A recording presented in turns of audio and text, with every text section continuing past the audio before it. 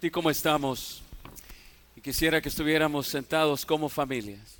Vamos a tomarnos de las manos y vamos a levantar ahí con tu esposo, tu esposa, tus hijos.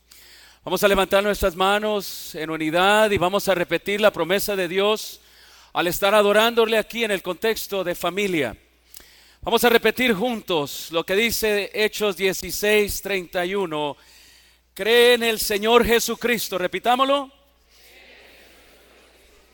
Y serás salvo tú y toda tu casa. Ahora lo vamos a personalizar, diciendo todos juntos, repitan después de mí. Creo en el Señor Jesucristo y seré salvo yo y toda mi casa. Ahora dale un abrazo a tu esposa, dale un abrazo a tu esposo, sonríele a un ser querido, un familiar, a un amigo, aunque estemos con amigos. Vamos a saludarnos los unos a los otros.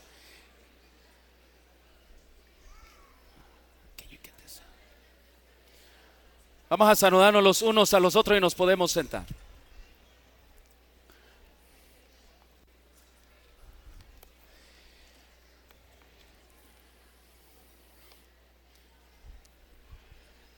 El día sábado podemos estar con nuestras familias, podemos vernos, podemos comer juntos, podemos estar en familia.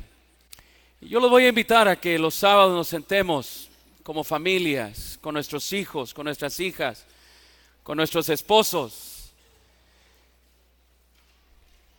Saben, estos sábados que tengo aquí, yo me gozo con la variedad de música que hay en esta iglesia. Amén. Hay música, hay cantos para todos. Y qué especial es poder escuchar sábado tras sábado algo variado. Es como un jardín hermoso. Es como estas flores. Una vez más, alguien en agradecimiento a Dios trajeron estas flores. A mí me encantan, me llenan aquí de un olor grato, un olor tan rico. La verdad que sí, así que gracias por aquellos que están donando estas flores. En este momento nuestros jóvenes están allá abajo. Hay un culto especial para ellos, así que allá están ellos adorando a Dios también. Quiero darle la bienvenida especial a nuestro coordinador hispano, al pastor Luis Peña, juntamente con su esposa, que están aquí. Pastor, si no lo conocen, póngase de pie, usted y su esposita, por favor. Levantamos nuestras manos y le agradecemos, ¿verdad?, por estar aquí con nosotros. Pastor y Janet, sean bienvenidos. Hermanos, no juzguemos rápidamente. Muchas veces sacamos conclusiones tan rápidas por lo que nuestros ojos ven o incluso lo que oímos. Un ladrón en cierta ocasión entró a un hogar cristiano y era sábado, eran adventistas del séptimo día, la casa que le estaban robando. ¿Cerraste la puerta o no? Dice que el ladrón entró a esta casa, era una casa cristiana, y era de noche, llevaba una lámpara y viendo todas las cosas que tenían, buscando por aquellas cosas de más valor, comenzó a tomar algunas cosas y ponerlas en un bolso que cargaba, cuando de repente se escuchó, en medio de la oscuridad, una voz que decía: Jesús te está observando. El ladrón brincó al escuchar esta voz que le decía: Jesús te está observando. Casi se salía de su propio pellejo, apagó la luz y entonces se quedó paralizado. Cuando ya no escuchó más, volvió a prender la luz, sacudió su cabeza y se prometió a sí mismo: híjole, yo necesito tomar unas vacaciones. Ya estoy escuchando voces, dijo el ladrón. Así que continuó buscando y cuando iba a jalar el estéreo, iba a jalar los cables, dice que escuchó, dice el cuento, que escuchó una vez más la voz que le decía: Jesús te está observando. El ladrón, completamente ya preocupado, buscó frenéticamente de dónde venía esa voz y comenzó a poner su flashlight a los diferentes lugares. Llegó entonces a una esquina donde estaba un cotorro ¿Tú dijiste eso?, le preguntó él al cotorro. Sí, dijo el cotorro. Solamente te estoy tratando de advertir. Así dijo, le contestó el cotorro al ladrón. El ladrón, ya un poco más relajado, pues era un pájaro, ¿verdad? Dijo: ¿advertirme a mí? ¿Quién te crees tú que eres? Moisés, dijo el cotorro. ¡Ja, ja, ja! Respondió el ladrón, se puso a reír. ¿Qué clase de cristianos le llamarían a un cotorro como tú, Moisés? A lo que el pájaro le respondió diciéndole: los mismos cristianos que le pusieron al pitbull que está a punto de atacarte el nombre Jesús. Hermanos, el perro que lo iba a atacar se llamaba Jesús. Y él se lo estaba advirtiendo. Juzgamos rápidamente y sacamos conclusiones porque creemos que otras personas, que yo sé mejor que otras personas. Era un hogar cristiano, por supuesto. Esta mañana, mis hermanos, bajo esa nota, quisiera compartir con ustedes y continuar compartiendo la serie de sermones que hemos estado teniendo llamados La Fe de Jesús. Esta sería la tercera parte de una serie que la comenzamos ya y hemos estado enfatizando que la única fe que va a existir en los últimos días no es una fe cualquiera, es una fe que se llama la fe de Jesús. Y al haber nosotros y al estar estudiando esta semana, la palabra de Dios nos dice y nos recuerda. Dice Lucas capítulo 8, versículo 8, dice, hablando de la segunda venida de Jesús, dice: empero, cuando venga el Hijo del Hombre, cuando el Hijo del Hombre viniere, ¿cuál es la pregunta que hace Jesús? ¿Hallará qué? ¿Hallará fe en la tierra? Hermanos, la situación, como lo he venido mencionando, será tan difícil que Satanás traerá una crisis de fe. Y Jesús pregunta si el Hijo del Hombre en su segunda venida va a encontrar fe. Y hemos estado viendo, mis hermanos, que la respuesta es que sí, va a haber una sola clase de fe. Y la única fe que existirá en los últimos días y antes de la segunda venida de Jesús, lo he venido mencionando, se llama la fe de Jesús y se encuentra en Apocalipsis 14:12. Dice: aquí está la paciencia de los santos, los que guardan los mandamientos de Dios. ¿Y qué dice que tienen? La fe de Jesús. En la primera parte hablamos que Satanás levanta crisis de fe. Y en esas crisis de fe, en el primer sermón, hablamos que él quiere crear dudas sobre nuestra relación con Dios.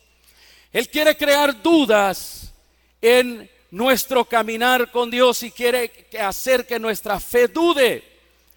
Dedicamos todo un sermón en relación a eso, que la fe de Jesús es una fe que vence las dudas. El sábado pasado repasamos que la fe de Jesús es una fe que salva. Y explicamos claramente de que nosotros tenemos que tener la seguridad de que en Cristo Jesús somos salvos. Amén. Que la última parte de la crisis también existirá, es que Satanás creará dudas de que si somos salvos o no. El resto del sermón lo pueden encontrar ustedes en video en YouTube. No tengo tiempo de repasar todo ese sermón. Pero la pregunta es, y se sigue haciendo, ¿Será que el Hijo del Hombre hallará fe en la tierra? Y hoy me propongo, hermanos, a compartir con ustedes este tercer sermón en esta serie que se titula La fe de Jesús, una fe que no condena. Una fe que no condena, sino una fe que te saca de la condena. Y eso es lo que me propongo a compartir con ustedes. Dice la palabra de Dios en Apocalipsis 12:10 que una de las crisis que existirá antes de la segunda venida de Jesús, creada también por Satanás, es una crisis, hermanos, en relación a hacerte a ti y a mí sentirnos que estamos condenados en nuestros pecados. Y ese ha sido el trabajo de Él. Pero vamos a ver cuál ha sido el trabajo de Cristo para librarnos de la condenación. Dice Apocalipsis 12:10: entonces oí una gran voz en el cielo que decía: ahora ha venido la salvación, el poder y el reino de nuestro Dios y la autoridad de su Cristo, porque ha sido lanzado fuera el acusador de nuestros hermanos, el que los acusaba delante de nuestro Dios de día y de ¿qué? Y de noche. Dice que los acusaba. El trabajo de Satanás es ¿qué? Acusar de tus pecados, acusarte de que no estás bien con Dios. Y saben, mis queridos hermanos, muchos, como le expliqué la semana pasada, yo me he encontrado que nosotros hemos llegado a vivir un cristianismo donde nos sentimos que no hemos sido perdonados porque le hemos puesto mucha atención a las acusaciones de Satanás. Me he encontrado con muchos cristianos que viven acusados, condenados. Me he encontrado con cristianos que se sienten fracasados, se sienten derrotados. ¿Por qué es que no puedo vencer estos pecados que he traído del pasado? ¿O por qué lucho con estas cosas? Vivimos, mis hermanos, pidiendo perdón y entonces fracasando otra vez. Vivimos otra vez, regresamos al perdón. Oh Señor, perdóname por las cosas que yo cometo. Y entonces llegamos y estamos en el mismo problema. ¿Acaso ese es el cristianismo? Pregunté yo la semana pasada, del cual Cristo nos vino a enseñar.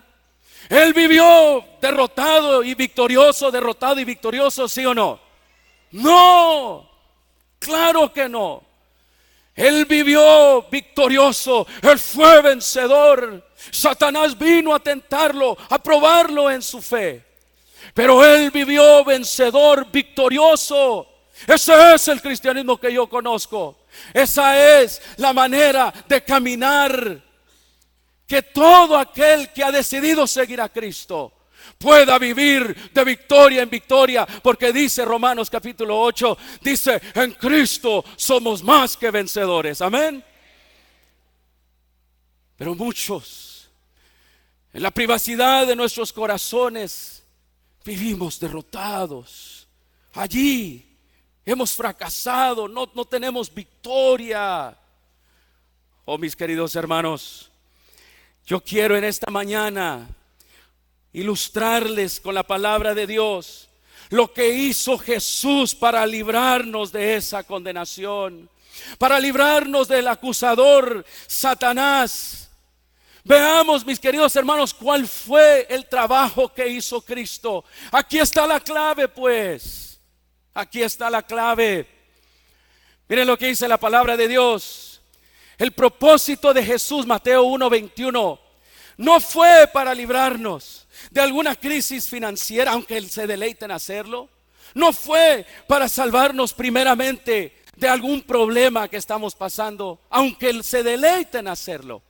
Mateo 1:21 nos dice de que el primer propósito de Jesús fue, dice: le pondrá su nombre Jesús, porque Él salvará a su pueblo. ¿De qué? Dice que Él salvará a su pueblo de sus pecados. Ese es el objetivo principal. Él vino a salvarnos de nuestros pecados, de aquello que Satanás nos acusa. Satanás nos acusa día y de noche delante de Dios de nuestros pecados. No nos acusa de otra cosa más. Y eso Jesús vino a enfrentar a su enemigo, al enemigo tuyo y mío, para librarnos de esa acusación. Dice, Él salvará a su pueblo de sus pecados. Primera de Juan capítulo 3 versículo 5 vuelve a repetir y enfatizar la misión de Jesús. La misión que Él tenía era de deshacer las obras de Satanás. Dice 1 Juan 3:5, y sabéis que Él apareció. Vamos a leerlo todos juntos, por favor. Para quitar nuestros, ¿qué? Nuestros pecados. Dice, y no hay pecado en Él. ¿Para qué apareció Cristo? Para quitar nuestros, ¿qué? Oh, mis hermanos, esto es muy importante. Él apareció para quitar nuestros pecados. Y dice que no hay pecado en Él. ¿Qué entendemos entonces nosotros? Que la obra de Cristo es venir a salvarnos de Satanás y salvarnos del pecado. Ese es el objetivo principal de Él. Él no vino nomás para quizás hacerte rico o librarte de algún problema de aquí y de allá. No, Él vino para salvarnos de nuestros pecados. Y ahora vamos a ver qué es lo que hizo Cristo. Cómo Él salvó del pecado y de la acusación, de la condena. ¿Qué es lo que Él hizo? Vamos a comenzar con esta historia, Juan 8, 10 al 11. Ustedes conocen la historia de esta joven que fue encontrada en medio del mismo acto. Una joven que se dedicaba a vender su cuerpo. Jesús, dice en el versículo 10, enderezándose Jesús y no viendo a nadie sino a la mujer, dice, mujer, ¿dónde están los que te qué? O los que lo acusaban se parecían ¿a quién? A Satanás, porque él es el acusador. Y dice, ¿dónde están los que te acusaban? ¿Ninguno te condenó? La acusación lleva a que el propósito de la acusación es para llevarnos a la condena. Satanás estaba allí presente. Jesús, donde quiera que él estaba, su enemigo estaba allí presente. Oh, mis queridos hermanos, versículo 11 dice, y ella le dijo, ninguno, Señor. Entonces Jesús le dijo, ni yo te condeno, vete y no ¿qué? Y no peques más. Aquí está la obra de Cristo. Él viene a quitar aquella mancha, aquella acusación. Él viene a retirar al enemigo de tu vida. Él viene y lo primero que hace con ella, escuchen bien, no le leyó los 10 mandamientos, no le señaló cuál lo había quebrado, no le dijo y no le preguntó si iba o no iba a una iglesia. Lo primero que Jesús hizo fue restaurarle su identidad. Miren lo primero que Jesús le dijo, y está en el versículo 10, le dijo, mujer. Mis hermanos, lo primero que le restauró a esta joven fue su identidad. Jesús le llama mujer, Satanás le llama prostituta. Jesús le llama mujer y es la misma palabra que utilizó cuando él recibió órdenes de su mamá en las bodas de Caná, que le dijo, hagan todo lo que mi hijo dijere. Y él le dijo a ella, ¿qué le dijo? Mujer. ¿Saben lo primero que estaba restaurando en esta joven? Era su identidad que había sido robada. Jesús la puso al nivel de una mujer con dignidad, de una mujer de respeto. Porque Jesús no nos trata como nos trata Satanás. La levanta, le da honor, le da prestigio. La palabra mujer es la misma que la usa con su querida madre.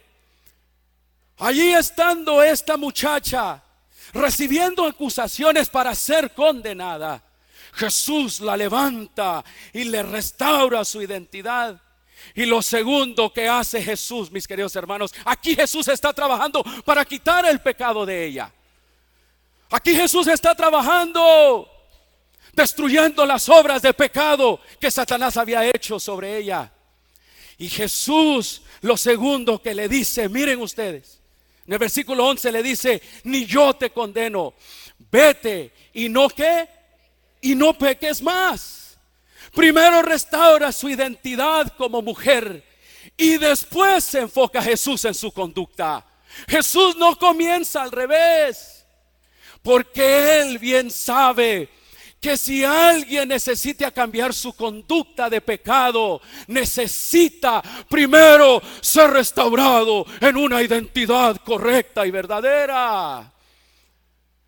Jesús no le dijo primero: deja de pecar y vete a la iglesia, toma esto, bautízate y entonces pues no. Jesús comenzó de otra manera que todos podemos aprender. Y le dijo: vete y no peques más. Le cambió su conducta porque cambió primero su identidad. Satanás quería que esta mujer muriese con la identidad de pecado, con la identidad quebrantada. Pero no Jesús. Jesús quería que ella viviera con una nueva identidad, porque restaurando su identidad correcta pueden cambiar las conductas. Saben, hermanos, esto yo lo experimenté, como lo conté la semana pasada, en la práctica que yo tenía en la consejería. Yo decidí estudiar una maestría, hermanos, en psicología, porque yo quería experimentar ese campo. Porque saben, mis hermanos, la mente fue creada por Dios, amén. Y las conductas que exhiben los seres humanos, y especialmente en el área de la psicología, yo me he topado con casos, hermanos, y en mi práctica que tenía ya en el estado de Colorado, me topaba con mucha gente con diferentes clases de problemas. Venían con toda clase de problemas, jóvenes, señoritas que querían suicidarse. Había un caso de una de estas muchachas que vivía una vida completamente así como la de esta joven de Juan capítulo 8. Se vestía de una manera, pero saben, tenía el problema de que ella quería cortarse sus venas. Siempre estaba intentando quitar su vida. Yo previo a eso, yo me enfocaba en mi consejería, en el tratamiento, me enfocaba en cambiar las conductas. Yo quería cambiar a las personas que dejaran de hacer lo que hacen. Y me di cuenta que el querer cambiar la conducta, el querer decirle solamente deja de hacer esto, de fumar, de tomar, de escaparte, de hacer esto, de golpear, no estaba yo teniendo éxito ahí. No estaba yo recuperando a las personas, sino lo único que era que lo dejaban de hacer por un tiempo, pero luego volvían a las mismas conductas. Oh, mis hermanos, pero yo aprendí del mejor consejero que existe en la palabra de Dios, que es Cristo Jesús. Yo aprendí cómo tratar en medio de la consejería, cómo tratar a aquellas personas que entraban por mi puerta quebrantadas. Yo estaba tratando eso era el síntoma. Ese era el síntoma de una identidad quebrantada.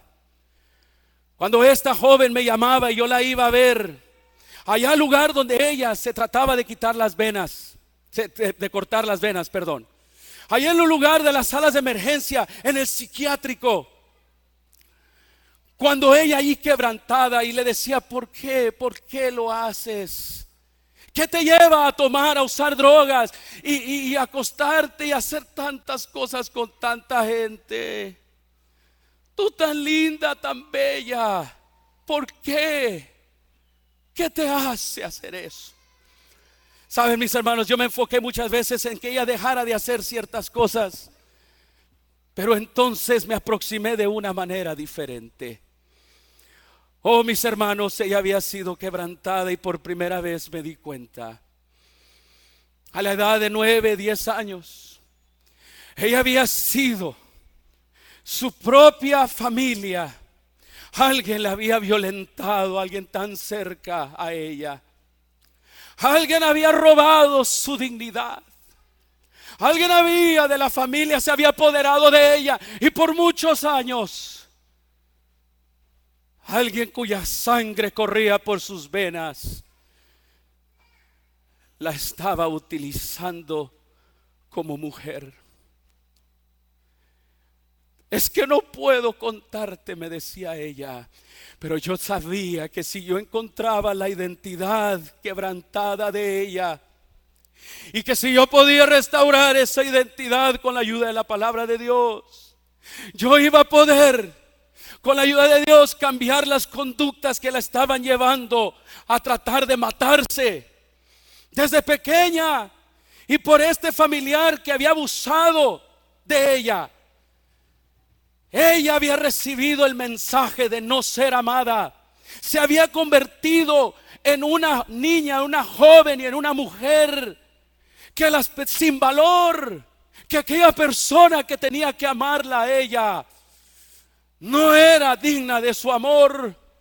Y por lo tanto, como no era ella amada y se convirtió en una mujer que no era amada, una mujer que se repetía constantemente que no era amada, que no era querida. Nadie, mis queridos hermanos, nadie nace queriendo ser un drogadicto, un golpeador. Nadie nace queriendo ser una prostituta, de ninguna manera.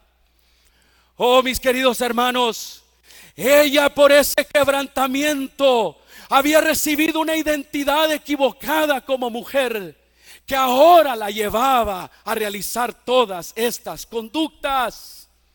Oh, mis queridos hermanos, mi enfoque ahora fue diferente. ¿Saben por qué ese fue el enfoque de Cristo Jesús? Levantar la dignidad, levantar una nueva identidad. Oh, yo les aseguro, queridos hermanos, que esa joven prostituta que estaba delante de Jesús no creía lo que Jesús le estaba diciendo, que ella era una mujer de dignidad, que ella era una mujer amada. No, lo mismo era el caso con esta joven a la cual yo trataba. Mis hermanos, Jesús iba a la raíz de a la identidad.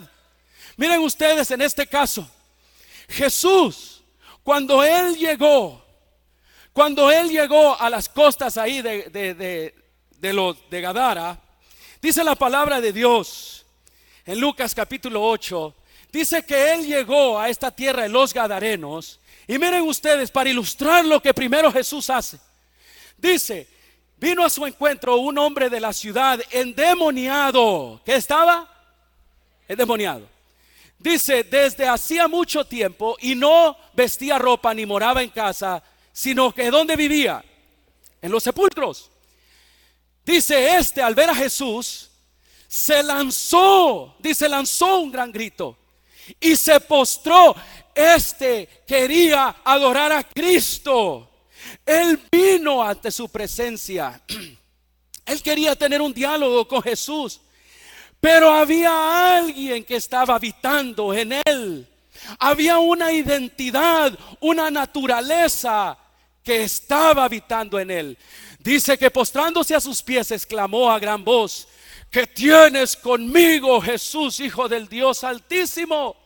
Te ruego, dice, que no me atormentes. Fíjense ustedes, ¿quién habló ahora por el muchacho? Fue el mismo demonio, porque mandaba, dice Jesús, al espíritu que saliese del hombre, porque hacía mucho tiempo que se había apoderado de él. Versículo 30 dice: Y Jesús le preguntó, miren ustedes, Jesús va a la raíz, Él no se enfoca en que él deje de andar cortándose, él no se enfoca en que él deje de andar haciendo las cosas que hace que son dañinas. Jesús preguntó, ¿cómo te llamas? Claro que sí, Jesús pregunta quién es esa identidad. Él está interesado en saber qué identidad habita en él, quién es el que realmente está controlando la vida de él.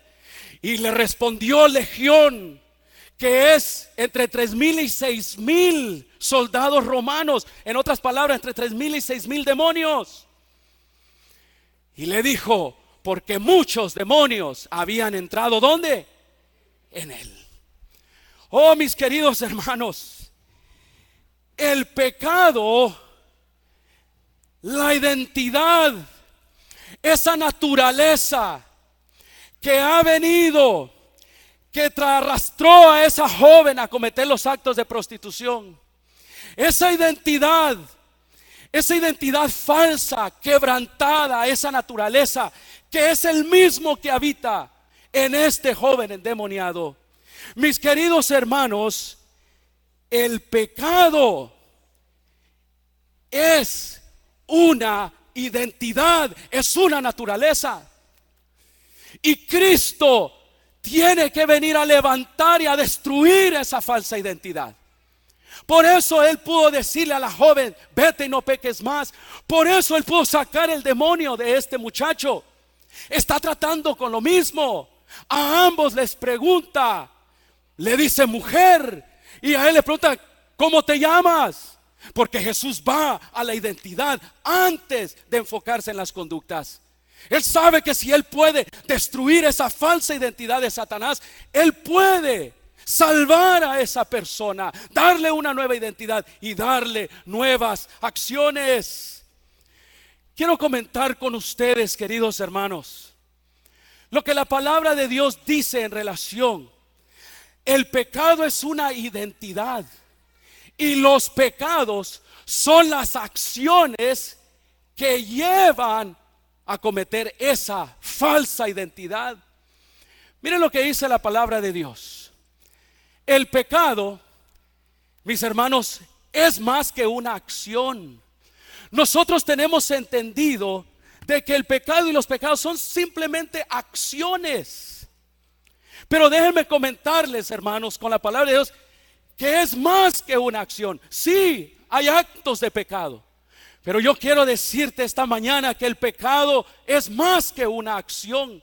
Es una identidad, es una naturaleza, es algo foráneo que no debe de estar aquí. Es una, y lo voy a comentar a través de la palabra de Dios. Miren lo que dice la palabra de Dios. Número 1 dice que el pecado tiene ¿qué? El pecado tiene cuerpo. Dice en Romanos capítulo 6, versículo 6, sabiendo esto, que nuestro viejo hombre fue crucificado juntamente con él, para que el ¿qué? El cuerpo del pecado sea ¿qué? Sea destruido, para que la identidad de pecado, la naturaleza del pecado sea destruida. El pecado tiene cuerpo, dice, a fin de que no sirvamos más ¿a quién? Al pecado. Número 2, el pecado comete acciones. Claro que sí. Dice la palabra de Dios en Gálatas 5:19. Dice, y manifiestas son las obras de la carne, que son ¿qué? Adulterio, fornicación, inmundicia, etcétera, etcétera. Nosotros señalamos rápidamente el pecado como acciones, y sí lo son, pero es más allá, más que una acción. El pecado tiene nombre. Jesús dijo en Juan capítulo 10, versículo 10, dice, el ladrón no viene sino para hurtar y matar, ¿y para qué? Para destruir. Pero yo he venido, dice Jesús, para que tengan vida y para que la tengan ¿en qué? En abundancia. Romanos 6:23 dice, porque la paga del pecado es ¿qué? La paga del pecado es muerte. ¿Quién vino a matar si no es Satanás? Si no es la identidad de él. Dice, mas la dádiva de Dios es vida eterna. ¿En quién? En Cristo Jesús. El pecado tiene nombre. El pecado tiene cuerpo. El pecado comete acciones. El pecado tiene reino. Si el pecado solamente fuera una acción, una energía, una fuerza, mis hermanos, entonces ¿reinaría? El pecado es una identidad y tiene reino. Dice la palabra de Dios en Romanos 5:21, para que así como el pecado reinó para muerte, así también la gracia reine por la justicia para vida eterna. ¿Mediante quién? Mediante Cristo Jesús. Oh, mis hermanos, nuestro Señor y Salvador también reina. Satanás se autodominó, el príncipe de este mundo. Pero mis hermanos, tengo buenas noticias para todos.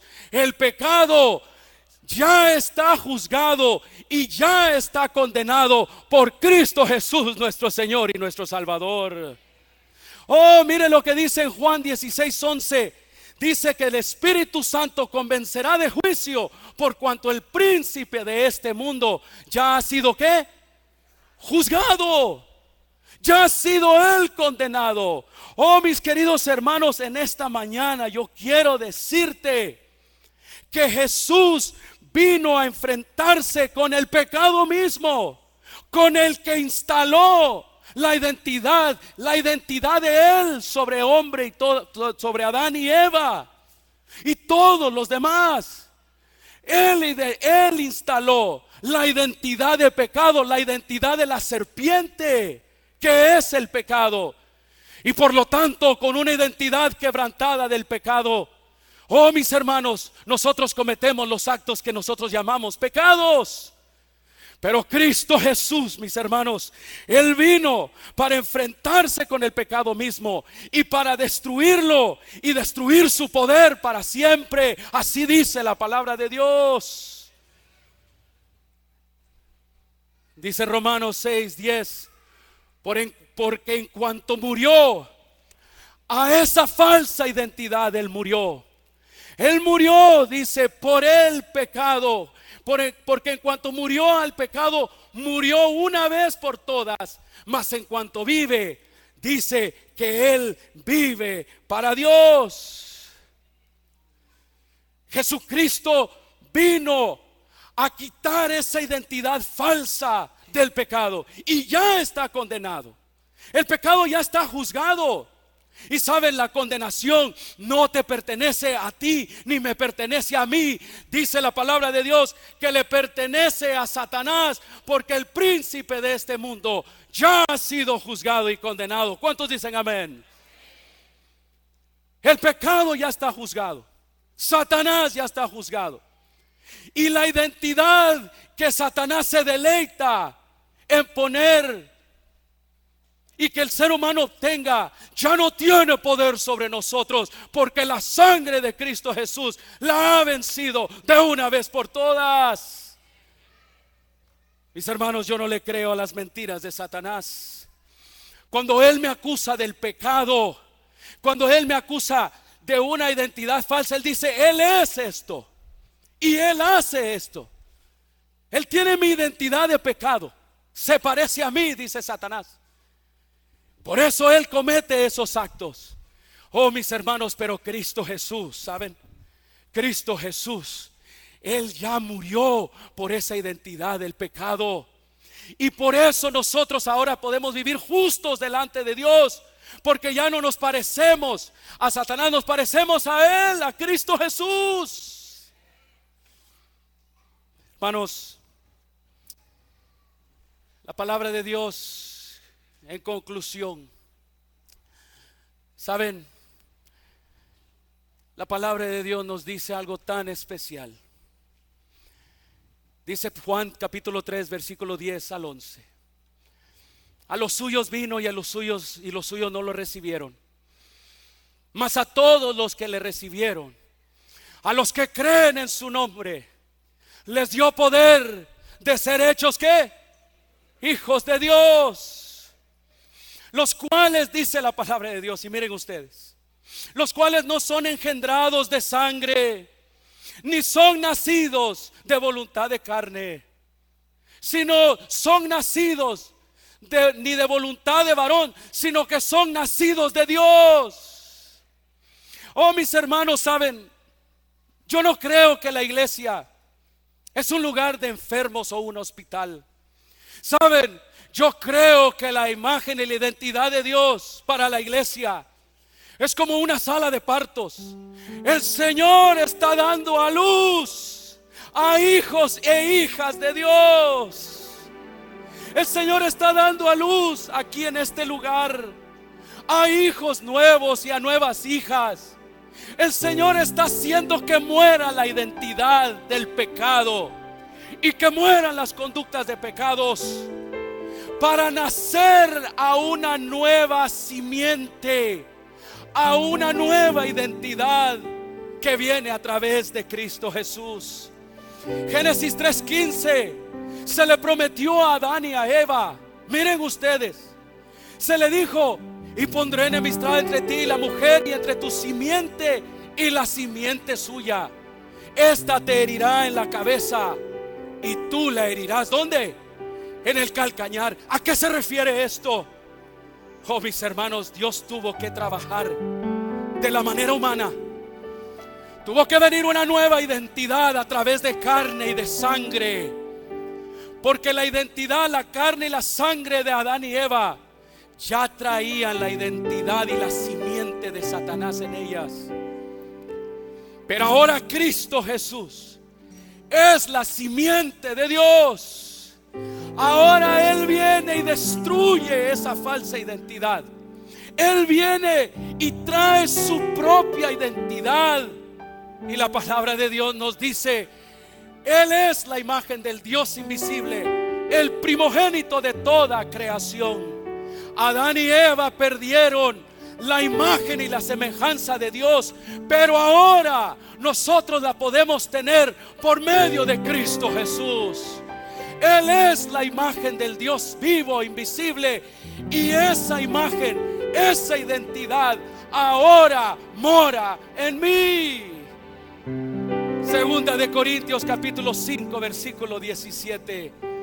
De modo que si alguno está en Cristo, nueva criatura es. Las cosas viejas pasaron, aquí todas son hechas ¿qué? Y saben, este versículo, ¿sabes? La nueva criatura, la nueva creación, no eres tú. Perdona que te lo diga. ¿Sabes la nueva creación quién es? Es Cristo Jesús viviendo en nosotros. Por eso cuando nosotros aceptamos a Cristo, aceptamos, es como el nacimiento de mis hijas. Mis hijas, yo quisiera que, claro, hagan las conductas que a mí me corresponden. Pero saben, hermanos, no me puedo yo quedar deseando tener hijos. Tengo que tenerlos. Y saben, ellas son mis hijas antes. Y ellas saben antes que son mis hijas, antes de aprender cuáles son las cosas que ellas deben de hacer. Primero yo las recibo como mis hijas se parecen a mí. Cuando mi hija la mayor nació, yo busqué primero mi sello, que es el pie grande. Esta es mi hija. Claro que sí. ¿Cómo sabe? Dijo el enfermero. La patita está grande. Sabes, Jesús no viene y te dice haz esto al otro. Primero te dice quién eres. ¿Quién eres? Mirad cuál amor nos ha dado el Padre, que nos ha hecho hijos de ¿qué? Hijos de Dios. Y Cristo Jesús, la imagen del Dios vivo, ahora vive en mí. ¿Quiere decir que ya no peco? ¿Quiere decir que ya no hago esas cosas? Quiere decir que puedo hacerlas. Pero saben, esas cosas que hago, no me quiero parecer a ellas más. No quiero practicarlas tanto que yo pierda mi identidad, que es Cristo. De tal manera que yo puedo venir a Dios y oro y le digo: Dios, Yo no me quiero parecer, no es la identidad del pecado con la cual yo estoy identificado. Señor, líbrame de esa identidad y restaura la identidad a Cristo Jesús en mi corazón y en mi vida. Hermanos, Romanos 8:1 dice: ahora pues ninguna condenación hay para los que están en ¿quién? En Cristo Jesús. Esta historia la escuché del pastor Bullón, es crédito a él. ¿Cuántos de ustedes saben qué es lo que comen los gatos? ¿Qué les gusta comer los gatos? ¿Les gusta comer los qué? Los ratones. ¿Cuántos creen que los gatos comen ratones? Eso es mentira, hermanos. Los gatos no comen ratones. Cuando ustedes van y compran comida para gatos, ¿les venden ratones secos? ¿O carne de ratón? Eso lo aprendí el pastor Bullón, Hermanos, los gatos no comen ratón. Comen ratón cuando tú y yo los descuidamos. Cuando tú y yo no les damos de comer a los gatos, entonces comen ratones. ¿Saben qué hacen los gatos con los ratones? Los torturan.